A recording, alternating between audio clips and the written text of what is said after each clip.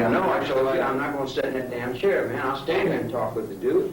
I don't want to sit in the damn chair, man. What's wrong with that? The interview with Charles Manson began badly. He would not use the chair we provided, apparently because he didn't want to look up to anyone. He was suspicious. He kept walking around the room in the manner of a caged animal.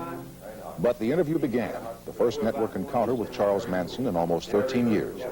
It follows on this Friday night special edition of Tomorrow, Coast to Coast, right here, right now. Good evening, everybody. On January the 26th of 1971, a jury in Los Angeles, California, convicted Charles Manson on 7 counts of murder. Even the killers said during the trial that the murders were senseless and merciless. Actress Sharon Tate, at the time 8 months pregnant, pleaded for the life of her unborn child. Instead, she was stabbed to death by members of the so-called Charles Manson family. Manson was not present at that time, but he was convicted of ordering the killings.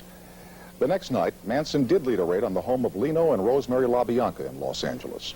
LaBianca was stabbed to death and mutilated. His wife was stabbed 41 times. On the discovery of these crimes in Southern California, a media circus followed.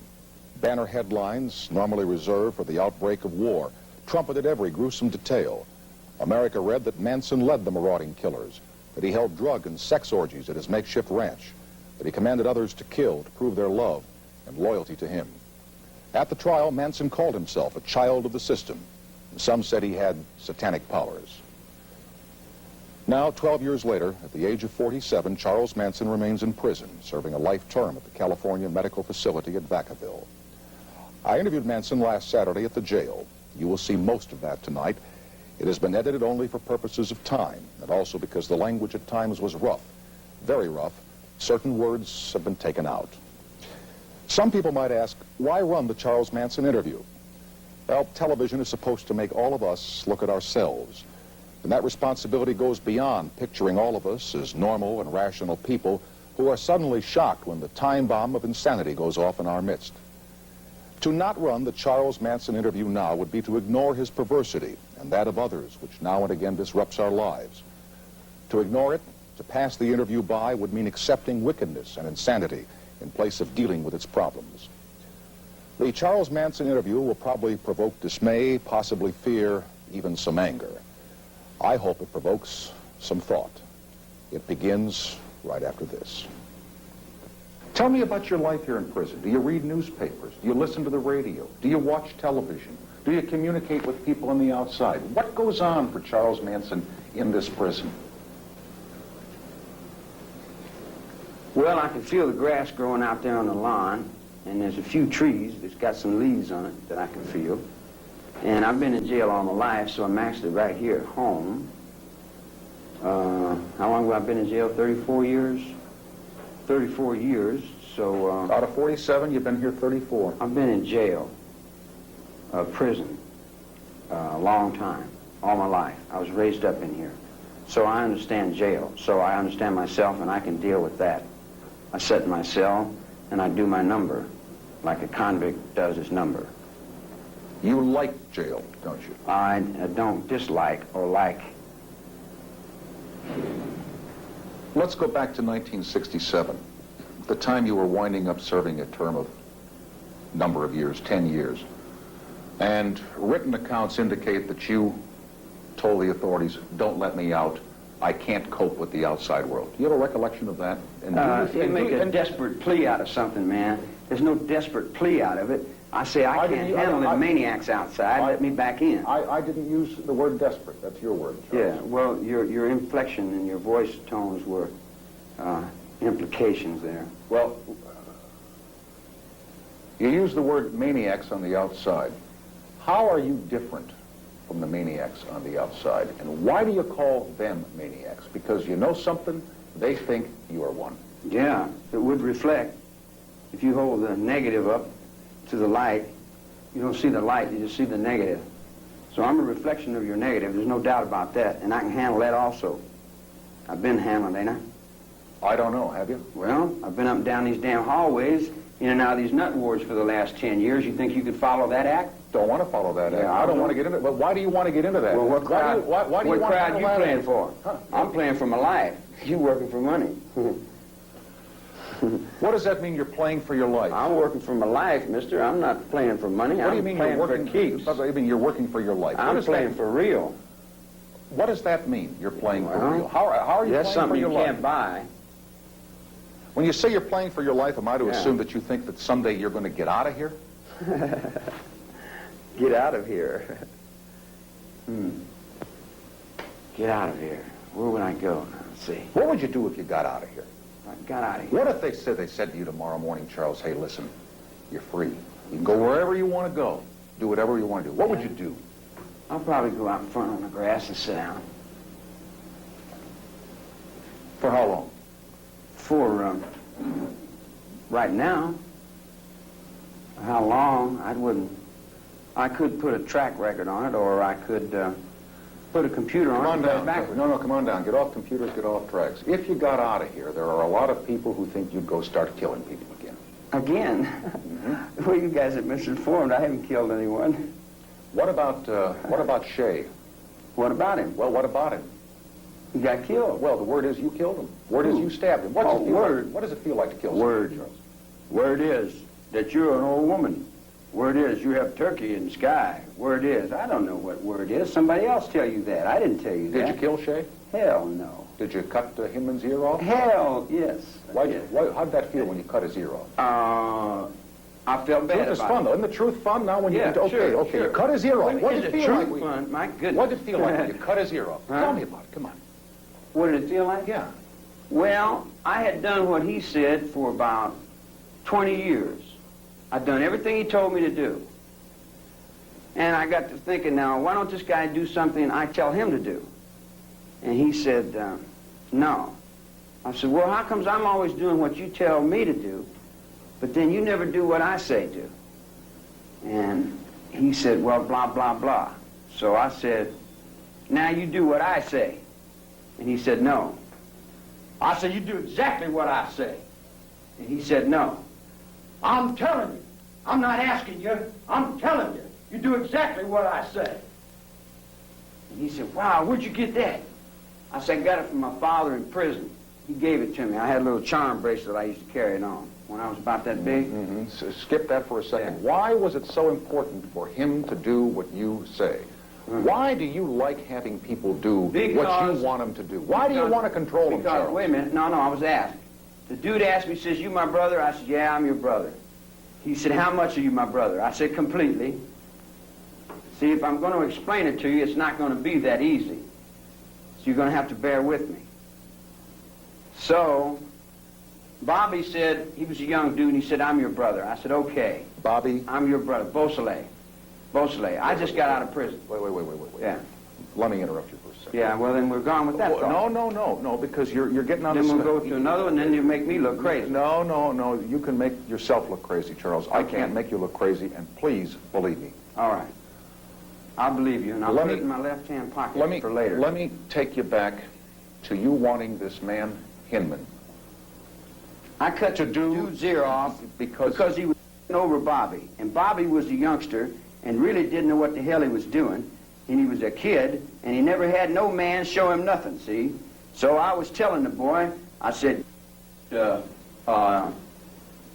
guy, he says, you got my money. I said, go and get the money or leave him alone. You're taking me to another story. No, I'm trying to tell you the same thing, and we'll be here for 1,000 years unless you let me finish it. No. We won't be here for that long at all if you'll just speak to this one point. What is it? Why cut the dude's ear off, man? That's the point. I didn't ask you that. I said, why was it important to you to make Hinman do what you wanted him to do? Because he had a gun. And if one follows your story Yeah. through the times on the ranch down in Southern California, it was important for Charles Manson to be a leader, to have people follow him. Come on, district attorney. See, you've been full of brainwash. That's a district attorney. I'm nobody's leader, and I'm nobody's follower. I got a parole officer, I got a sleeping bag and a guitar, and I'm staying at an old blind man's ranch. And that's about the extent of it. All this occult, all that hocus-pocus stuff that you guys are playing, I don't know nothing about all that. You know nothing about something called Helter Skelter. You know nothing about... Yeah, I know about Helter Skelter. It was a song that some people sang. And that's all it was. And some other kids picked it up in their minds. And they said, what do you think Helter Skelter is? I said, well, I get out of the penitentiary in the 50s, and everybody's going thump, thump, thump. they're walking like that. I get locked back up. I get out in the penitentiary in the 65, and it's going dun dun dun dun dun. And I get locked up again, and I come out in the 69, it's going dun dun dun dun dun dun dun dun dun. Thinking, wow, man, wow. Wow, what? Wow, what? Come on. Well, I was a keep going, beatnik. Charles. I was a beatnik in the 50s before the hippies came along. You know, I cut a rut down through Acapulco, and I smoked Acapulco before you knew what it was. And I lived in the Tombs, and I was in the Cook County Jail in Chicago when you were playing cricket in high school, see? Like you live in another world. I live in street people's world.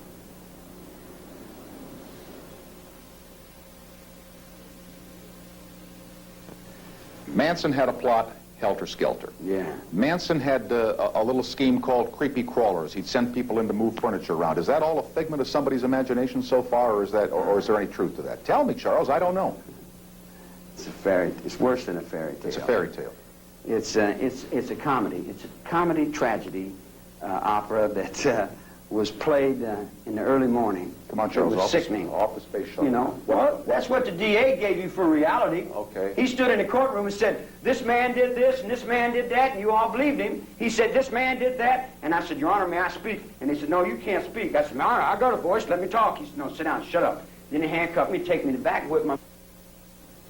What are you going to do? I come out and sit down, and I ain't going to get whipped again. Didn't you stand up in that courtroom?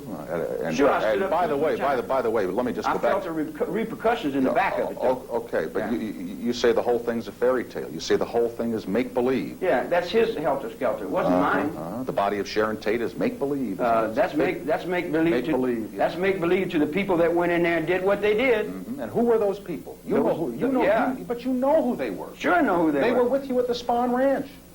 They were part of Yeah. this thing called, if not the Manson family or the Manson cult, the Manson Ranch. Call it what you So will. then, what? And Tex Watson testified in a court of law that you told him, go to the house that Terry Melcher used to live in and kill those people in a most gruesome way. A man that was once your associate said that of you, and now you sit here and say that's not true, that's all make-believe? You got a stone wall there. Won't you take it down a little bit? Look here. I'll explain something to you. Tex took the witness stand, and this is record, and he said, I don't know whether I'm Charlie Manson or my mother. Tex didn't have his own mind one way or the other. He was balanced back and forwards because I had already took his mind in another game down the road that I was playing with some Hell's Angels that you don't know nothing about, and you probably never will know nothing about it because you would have to know those people to get in that thought, see? But there's different colors on different people's backs doing different things. It's a different world. I love the world I live in, too, just like Regan loves the world he lives in. You love the world you live in. Most assuredly, it's me. You love all the pain that you've caused people, all the anguish you've caused. I don't know pain. I don't know pain. I have no depth of pain. I have no depth of suffering. I don't know ridicule. I don't know all the bad things. I haven't been punished by you all my life since I was 10 years old. I've been in every reform school you got across the country and used to lay down and have to get my ass whipped till I couldn't walk. Tell me about some pain. And that's our fault. That's all those people... No fault. Make strong, good pain. Understand pain. Not bad. Pain's not bad. It's good. It teaches you things. It teaches you things. Like when you put your hand in fire, you know not to do that again. Yeah. Yeah, I understand that. But how come you didn't That's the reason I never stick my hand in fire. But, excuse me, you've been putting your hand in the fire since you were a little boy. I have? You just told me a couple of minutes ago that out of 47 years, you spent 34 of them behind bars. Now, if that isn't keeping putting your hand in the fire, I don't know what is. What year was that? The year is not important. What's important is you just say that you learn by pain not to experience again. Don't put your hand back in the fire. Yeah. Why you've been in and out of prisons for the last, for 34 of your 47 years? You call that normal behavior, Charles? Is that something that you're proud of? I mean, no, never. Well, I never thought I was normal. Never tried to be normal. Normal runs in a little rut down there. I don't know nothing about being normal. I've been in jail all my life, man. I've lived on a handball court. This guy raised me up. All the men in the joint raised me up, told me what to do, what was right and wrong, told me when to sit down, stand up. I just did everything I was told.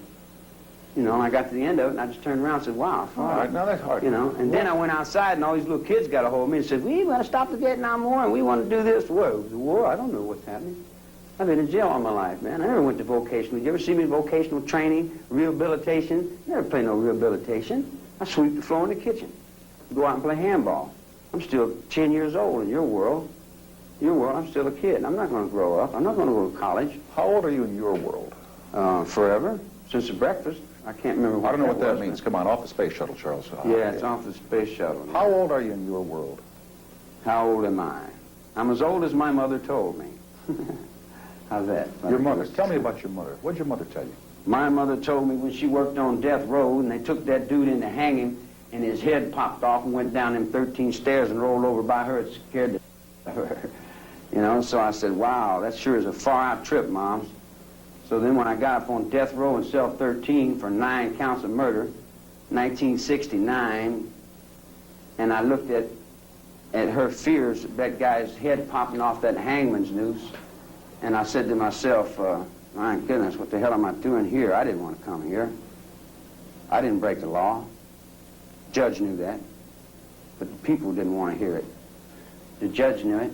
He washed his hands. He said, I know it, but what can I do? People want this. The judge never said that. Yeah. Judge never said That's what Older said. No, judge didn't say that. He got off and shook their hands, didn't he? Judge did not say that he washed his hands. He's a flying tagger, man, for Madam Chiang Kai-shek. I just wrote a letter. Judge didn't say that you were innocent, Charles. Innocent? Let's go back to your mother. Innocent? Wait a minute. Let's get back to that word, innocent. You're so white and pure? Judge didn't say you were innocent. Are you innocent? Innocent of what? Oh, that's what I'm saying. None of us are innocent. Yeah, just because you're convicted in a courtroom doesn't mean you're guilty of something. What does mean you're guilty? When you know you're guilty. And how do you feel about yourself? Tell me about I feel pretty good.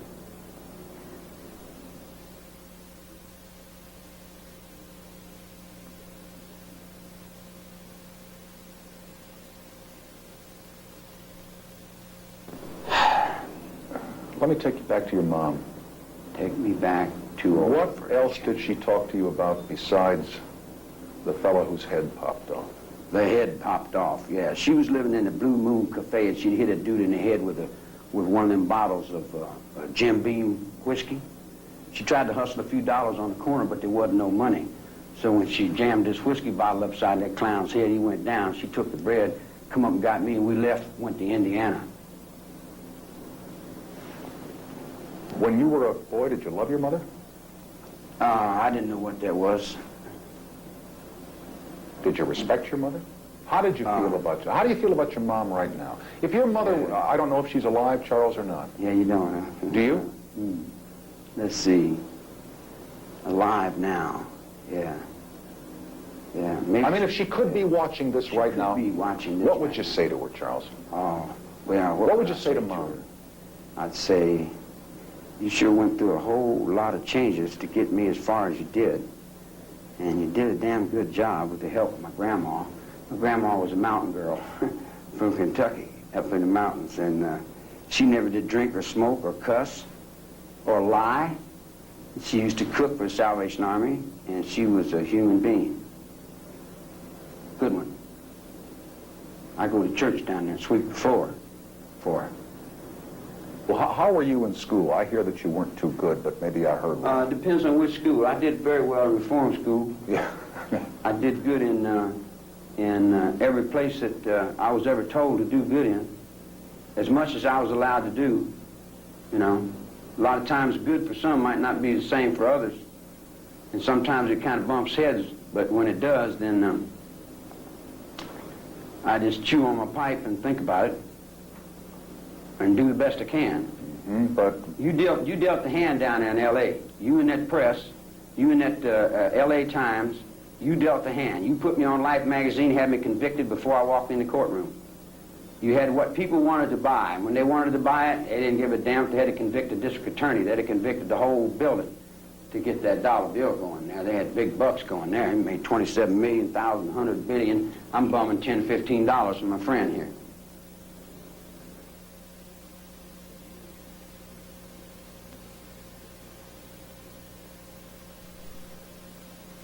another newspaper account that you can now speak to since you haven't done it before.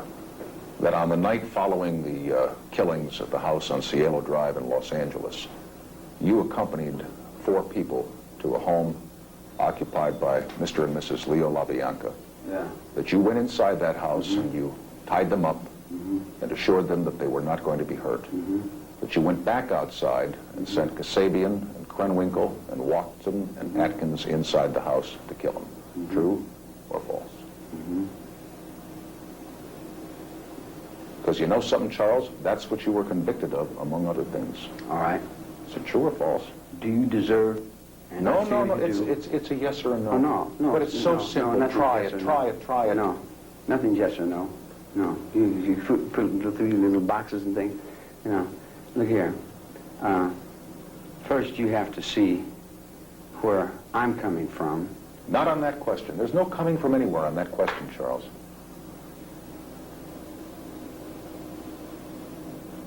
Did you do that? Chair's getting hot, huh?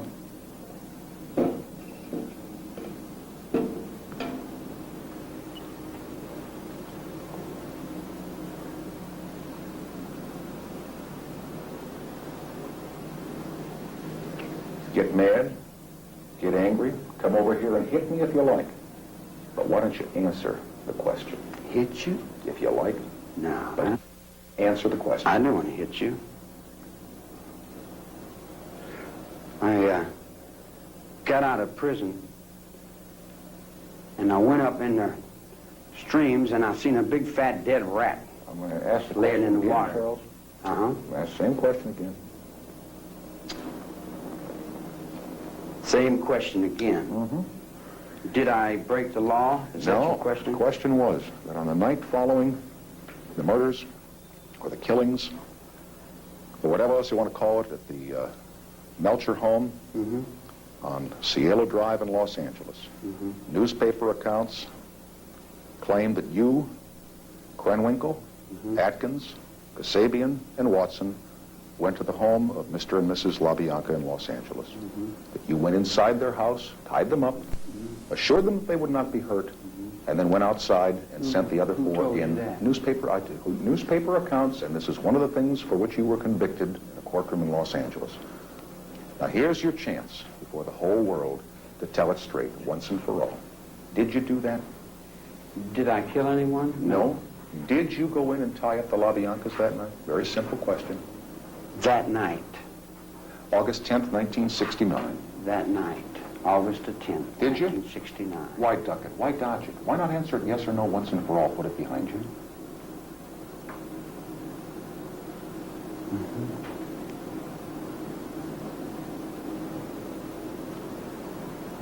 Did I kill anyone? Did you tie up the LaBiancas?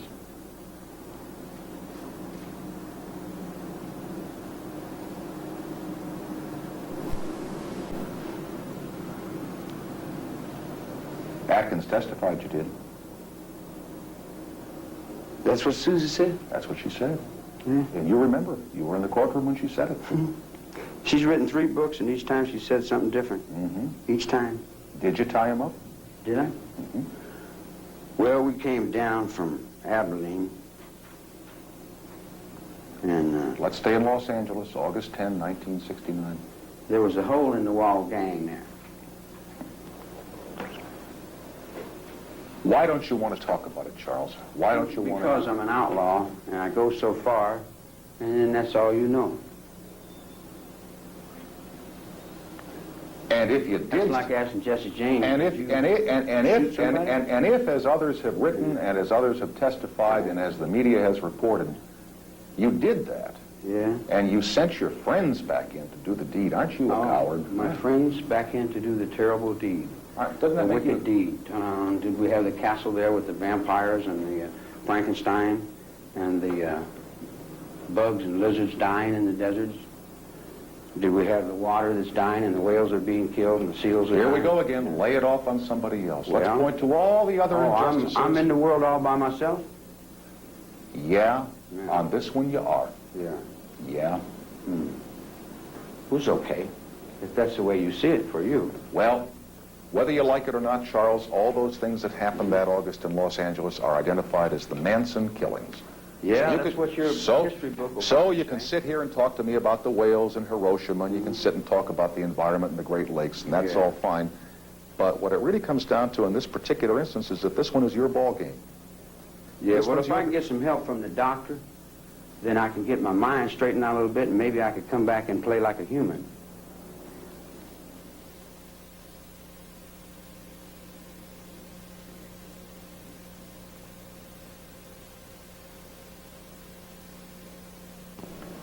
Well, you've never talked about this before, but I'm going to try it one more Yeah. time. Uh, Pull no, the cards uh, out. now, I'm asking- you can see them where I'm You finished? got a pistol on you? No, sir. They wouldn't let me in here if I had a pistol. You Yeah. know that as well as I do, so why even ask the question, okay? Well, I just thought you might not like what I've done. You want to do something about it. I don't much care for what you've done. Yeah? A lot of people don't. How do you feel Yeah. about that? A lot Well- of people think you're a monster, Charles. How do you Yeah, feel? they think you're a monster because you reflect this news media on me. Cult leader. I never had long hair before I got busted. I never had a beard before I got busted. I went to shave, and the guy said, no, you can't shave. And I said, I need a razor to shave. He said, no, you can't shave. I said, let me get a haircut. He said, no, we don't want you to change your appearance. So when you put the camera first on me, you got long hair and a beard. First time in my life I ever had long hair and a beard. You want to shave and get a haircut? I'll shut him off while you go get a shave and a haircut. Am I telling him right? I'm not of this generation. You want to shave and a haircut right now? I'll shut him down right now. You want to shave and a haircut? Yeah. I was trying to explain to you, man, that a lot of they pushed off on me is not me. They said I had a great family and I was the following and leaders and all that. There was no followers and leaders, a bunch of kids out the ranch playing. To me, Playing at what? playing and living. The accounts say that you gave him dope. I'm just saying what the accounts say. I'm not saying I know it to be so, so here's your chance to say it wasn't true, okay? That there was a lot of hanky-panky, that you turned the girls on with dope and sex out there. That's what they said. All right, that's what they said. Well, are they wrong? Oh, well, I went down to Haight-Ashbury and a little kid, 10 years old, come up and said, you want an acid pill? I said, what's that? He said, this is good. Make colors go. I said, no, I heard about them things. I don't want none of that. And then another little kid was rolling a joint. And they were sitting there smoking a joint and asked me if I wanted one. What you said? I said, well, I used to smoke this stuff in the 60s, but never in the 50s. But it really wasn't that, you know, it was funny, but it's not. How much dope did you use in your lifetime? Were you a heavy user of dope? No, I smoked a little grass, and I've taken some acid, mescaline, psilocybin, peyote, mushroom. But actually take dope, no, nothing. I wouldn't take anything with it I feel would hurt me. Do you feel that those things that you just mentioned hurt you at all, Charles? Physically or spiritually. Mentally. And then on what level? On the level of society, the way you view the norm? No. Stop the hogwash. Do you feel that the drugs that you did use in your earlier lifetime confused you, altered your mind, juggled it, scrambled it, made you see things differently? Stay on that level if you can. Maybe I find a spirit of caveman think through brain. Let me try forever. it again. Do you think the drugs you used hurt you? Drugs hurt me. No, I don't think the drugs have hurt me. If I overdone it, I think it would. You don't want to be anybody's leader, do you? No. Never did want to be anybody's No. leader. Don't like attention. Then why do you... Most insecure people need attention. I don't Well, need I was just going to say, then, if you don't want attention, why all your life have you kept waving your arms saying, hey, look at me? That's what I've been doing all my life. Well, I would have to say that a young Let's see man if I got that documented. who by the time he's 20 years old has been in and out of jails and reform schools for a variety of offenses that include wife beating, Wife beating, now that's never whipped my old lady. Didn't you? No, I punched my mother out once. Oh, you did? All right, well, we'll call it mother beating. Forging But she checks. was wrong. She lied to me and beat me for my money, and she didn't do right. Forging, Dig on that? Huh? forging checks, car theft. I mean, these are ways of waving your arms and saying, look at me, give me some attention. Yeah. Yet you say you don't want any attention. Now, Charles, that's a Yeah. contradiction. Yeah. That doesn't make any sense. Well, over a period of about 20 years, I imagine you'd want to change something. I'm not very wise to many things, but I am wise to one thing, you know. What's that? Well, I'm not going to tell you. Okay. You punched your mother. Did you hate your mother? No, I love her. She's a good girl. What about your wife? You were married once, weren't you? Yeah. How'd that go? Why'd you want to get married? That's kind of conventional. That's kind of normal. That's kind of in the rut, I as got you say, to married get because I married, isn't wanted it? to get in that That's where I Oh, got yeah? married. Married for sex was the reason you got married. Yeah, that's what I didn't know what was happening. I knew there was something happening, but no one would tell me, so I had to find out. You know, I didn't have books like you guys, Playboys and stuff in them days. I had to find out for myself. Why do you think us guys are all playboys? We keep Oh, man, I didn't say you were Playboy. I was talking about Playboy magazine type thought, okay, man. okay. You had a son by that marriage, didn't you? Yeah, I got a kid somewhere. Do you think about him? Not about as much as my father did me. So two wrongs make a right in Charles. No, I didn't say there's anything wrong with the way my dad's been taking care of me. He lets me live. I'm alive. I remember you saying, or being quoted in the courtroom in Los Angeles, as saying, the children who came at you with knives are your children. Yeah, I didn't raise them. You raised them. You are the ones who kicked them out. You are responsible for what they've done. That's right. Just as much as I am. So you, in my mind, were criticizing society for kicking their children out. And Sure. yet I've just seen you sit here and say, yeah, I got a kid somewhere. Yeah. How can you criticize other people for kicking their kids out, and you did the same thing? Difference, many levels, difference. See, my old lady left me and run off with a truck driver. She said, let's steal a car and go to California. And I said, man, I ain't going to steal no car and go to California and go back to jail. She says, we won't get caught. We didn't get caught. Just I got caught. She didn't get caught.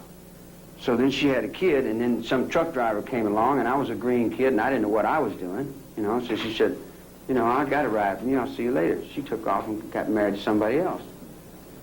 You know, she's a good girl. And besides the son that you had in your marriage, you've got, what, 4 other children somewhere? I don't think I've been responsible for as much as you people want to lay on me. Well, how many children do you have, Charles? How many children do I have? I don't know. I have lots of children, man. In fact, sometimes I even think you're a child. But you just said you don't have any children, you don't have any family in the context of the ranch. I'm talking about children that are your natural children. Children that are my natural ego? No, children. Oh, children? I would divide one child from the other and say, All right, somewhere out there, somewhere, there's at least one son that we know of that's your child, who's probably about 25 or 26 years old right Is that now. right? Yeah. Look in that camera. What do you say to that kid? What do you say to your son out there? He's watching his old man on television. Maybe the first time he's ever seen his old man, with his face all carved up and his eyes glowering. You talk to that kid. What are you going to say to him? You gotta catch it on your own, boy. Train's hard. The road's rough. And that's it. That's all I knew. That's all anyone ever told me. All right.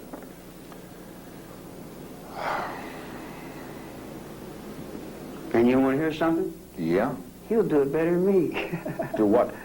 Whatever he does, he'll do it a little better. Kids do, don't they? Sometimes. Yeah, that's what makes them such a gas. They always seem to get through. There was a story about a celebrity hit. Was you ever a kid once? Absolutely.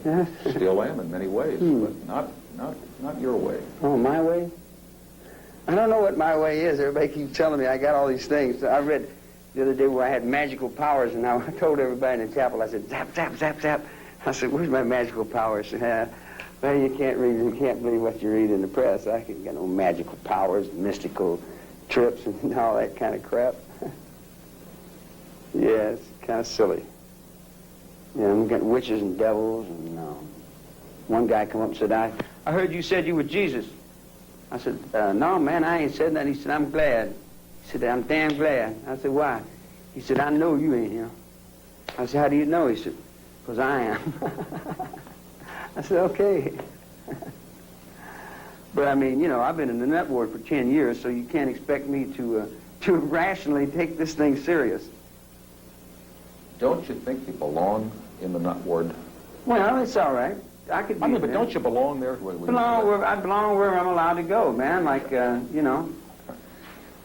I belong. Let me nail down one other real simple one. Now, listen to how simple this is, Charles. There was a story in the media back when the trial was going on that Charles Manson had a celebrity hit list. I don't know who was on it. Maybe there never was such a list, but was there? a list of people, famous people that you thought about harassing, bothering? If I wanted to harass them, I just wouldn't watch their TV show.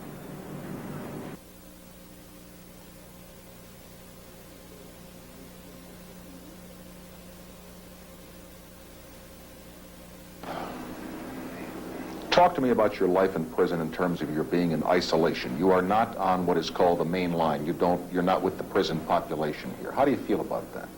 How do I feel about it? I don't feel about it.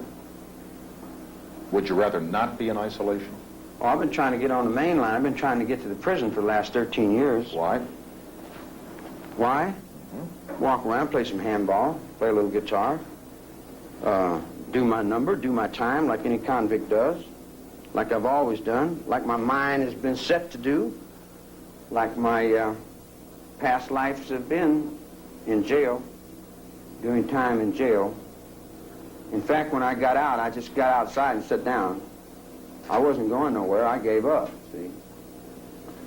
If you were on the main line, wouldn't you be exposed to some dangers? Come on, man. If you're thinking exposure to danger, then that danger you're thinking is coming around you. Well, look what happened to James Earl Ray. You heard about that, didn't you? James Earl Ray's got his problems. I got mine. But you heard what happened to him. Have you heard? He got stuck. Yeah. 22 people times, died yeah. in India, too. Got stuck. And some other people died in Hawaii. You wouldn't be People scared dying all over. All right. You wouldn't be frightened or afraid then of the prison population trying to make a hit on you. Man, I've been staying alive in prison this long without no help. What is S ward? It's a nut ward. What goes on in there? Whatever goes on in there. You'd have to ask the people responsible for that. Well, do they do things to you in there? Do they do things to me? Mm-hmm. That depends. They give you medication here? Yeah, they give you medication here.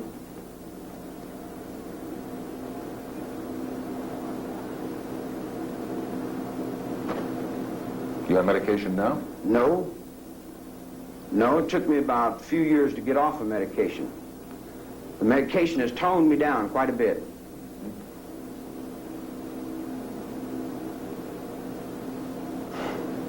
Whole lot. That's the reason I like the desert. When I get out in the desert, then I can let it out and say, if I see you within 50 miles, you will know something. Yeah, I used to love that desert.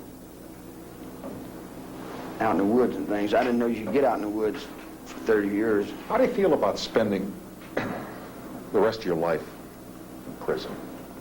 Well, we're all our own prisons. We each are our own wardens, and we do our own times. We get stuck in our own little trips, and we kind of judge ourselves the way we do. You know, I can't judge nobody else. The best thing I can do is try to judge myself and live with that. See, what other people do is not really my affair unless they approach me with it and want me to do something about it. Then I'll take into consideration what has to be done. But other than that, I just try to do my number and do my time, get out on the main line, play some tennis, walk around, make the child a little better, you know. And then there's a possibility the preacher could teach me something, because the preacher, the reverend, is quite a guy, and I'm finding that got 2 or 3 doctors here that got a lot of sense. I mean, as far as I'm concerned, they got a lot of sense in my world, you know. And I've tried to shake 2 or 3 of them, but they're pretty smart. And then they got some pretty good inmates here, trying to get out and work their lives into a decent sort of way. Trying to promote harmony, pull ourselves together, be right, do right, and have the understanding of what it is in a congenial form for world peace. There's a lot of people working for world peace. Let's assume that one day you were paroled. Let's just let's just make believe. Do you ever think you will be? Yeah, do I ever think I will be? Well, I've never been paroled before. I went up to the board, and they said I was incorrigible. And not only was I incorrigible, but that I'd never grow up. And I kind of agreed with them. I had a war. Well, I mean, let's just play make-believe here for a second. Let's make-believe you. Let's make-believe you're getting out tomorrow. Tomorrow. Okay. And tomorrow creeps this petty face, yeah. Would you go after anybody, Charles? After anybody? Do you feel let me try another way. Do you feel you have any scores to settle with anybody on the outside? Let me think. No, do I have any scores out there? And we're making believe, right? Well, I'll tell you, buddy.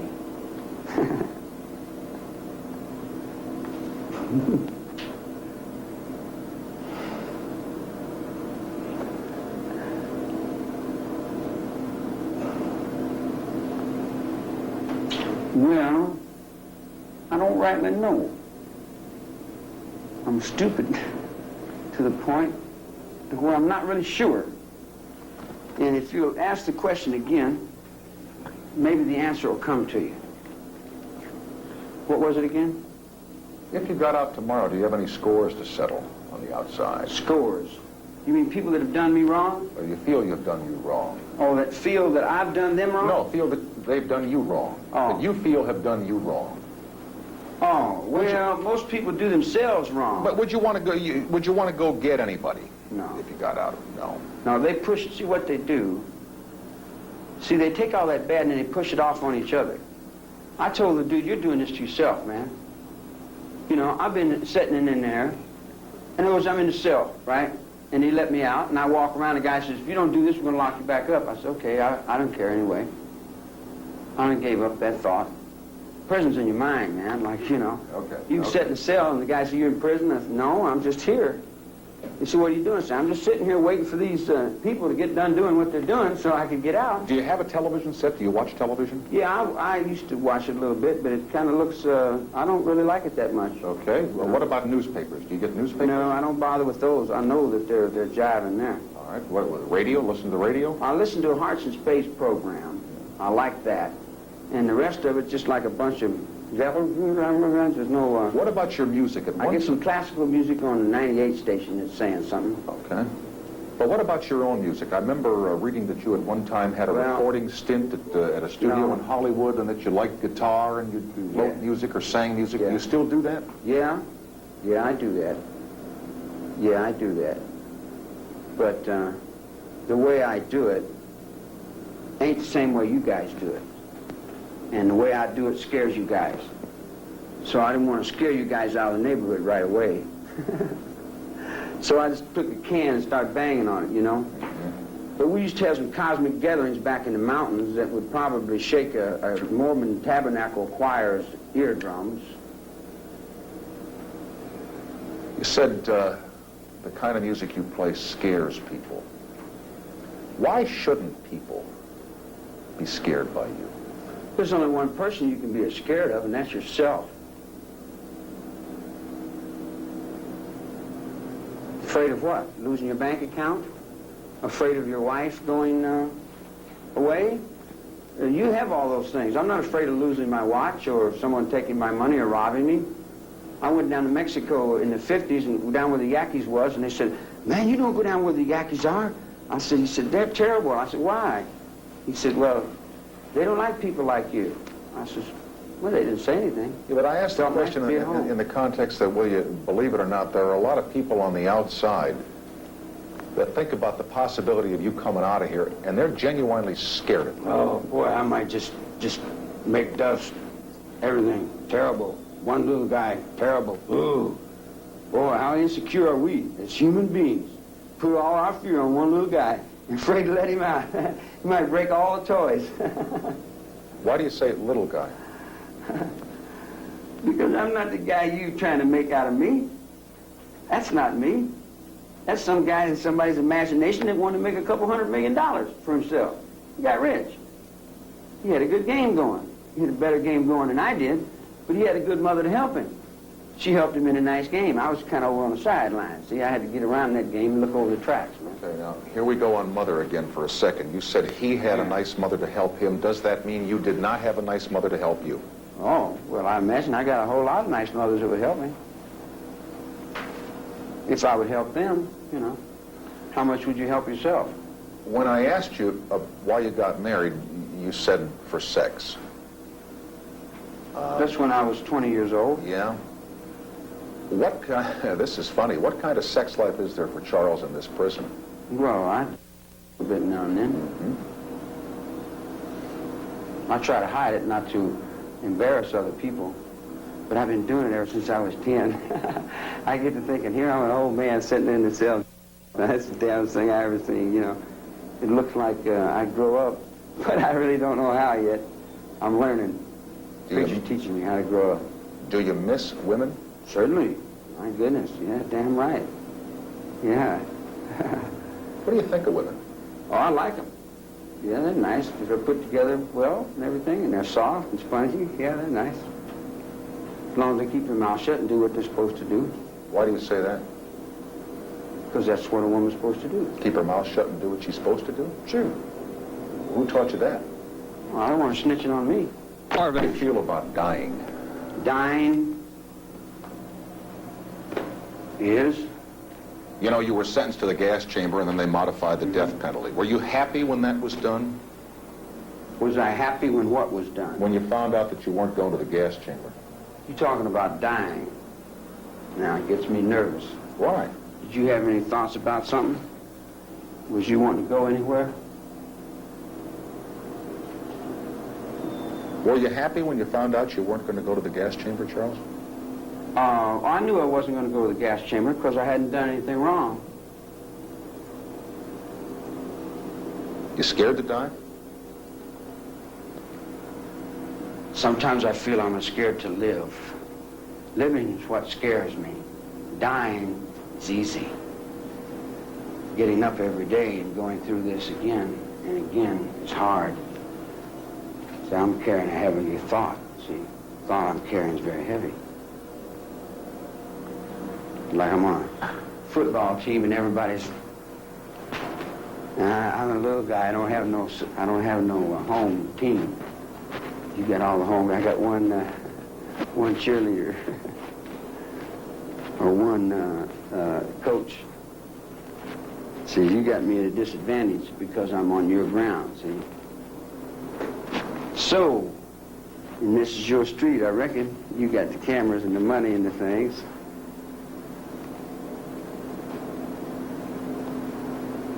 But you can believe me that Bully Osie's had you all on a rib. And all them guys that sold you most of that stuff sold you a bunch of things that weren't real. Not to me. We used to have games we would play. On the movie set, we would take on different people. I'd be Riff Raff Rackus. And Steve would be John Jones, just come in from Minneapolis and driving the truck. And we'd just take other people and play act other people. And then we lost track of who we were. And it went off into other dimensions and levels of thought and understanding and comprehension that were beyond most people's minds, functions, computers, data. So all I did was watch and learn everything I could from everybody I ever met. Then when I got out of prison, I just walked around. I didn't tell nobody to do nothing. I said, do what you want to do. Do. Don't tell me what to do. I don't like people telling me what to do. They just come from a place where they told me what to do all my life. You know, I want to find out what to do for myself, you know. I never did. Not yet. But I was going to take a trade one of these days, maybe learn to be a welder or something.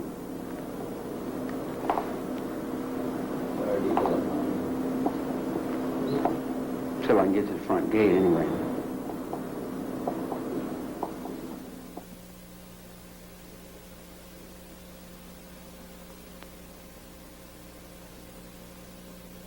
Involved in this whole drama where people were killed. How did you get involved in that drama? Well, I was born illegitimately. That put me on the other side of the law. I've been an outlaw ever since I was born. I went to reform school when I was about 10, and I learned to box and cry, and I learned to do all the things that you do in reform school. Then I went to, I escaped there a bunch of times, and I went to prison, and I learned everything that you do in prison. And I talked to all the guys and asked them everything they knew. And they told me all the things they knew. And then I went to the end of it, and then the old man would be ready to die, and he'd say, well, son, sincerity is the best gimmick, remember that. And I said, all right, be sincere, that'll win it. He said, that's it. Sincerity and honesty, he said, it'll do it. It'll trick them every time. I said, well, sincere and honesty, I never tried that. I tried everything else, but maybe I'll try sincere and honesty. So then I looked in the book, and it says, the wages of sin is death. Now I figured, well, I don't want to die, so maybe I have been sinful here. Maybe I am wrong. Maybe I'll take a look at my life and say, well, I'm going to change it and start all over.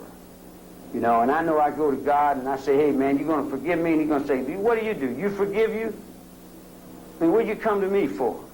Forgive yourself, man. Don't be bothering me. You know, and I think, well, he must be a big, mighty God, man. He just, you know, he ain't got time. You got to make an appointment or something, you know.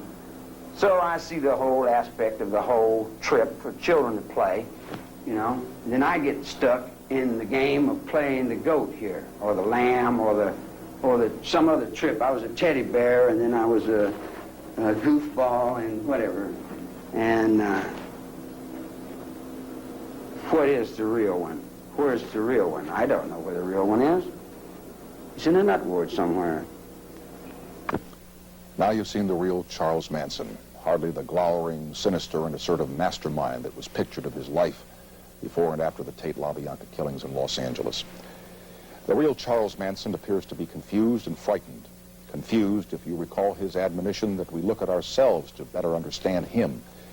Yet each time I pressed him on details about the murders, Manson could not even look at himself, nor his relationships with his mother, his wife, and his son. And he's frightened. During our conversation, you recall Manson said, I'm living, aren't I? They let me live, didn't they? Followed by that little nervous laugh. The man does not want to die. I think he's frightened by death, and I think that he is as scared of us as we are of him. I get the feeling he'll be quite content to spend the rest of his life playing mind games in the jailhouse. And I also believe that Charles Manson knows exactly what he's done. A word about what you might think was my belligerence with Manson. I lived in Los Angeles all during this trial. I still live there from time to time, in a quiet neighborhood just across the canyon from where Sharon Tate and the others were murdered. At work by day, I broadcast the 6 o'clock news in Los Angeles, the whole story of the trial, the shaved heads, the carved foreheads, the harangues and threats in the courtroom. And by night, I tried to assure my young daughter that, yes, even though the murder house was close by, Charles Manson and company were under lock and key, and there would be no creepy crawlers in the night. So it was that Manson I was listening to, and not the one who now sits alone in a faraway prison, where, barring a most perverse miracle, he will spend the rest of his life. Thank you for watching, and good night, everybody.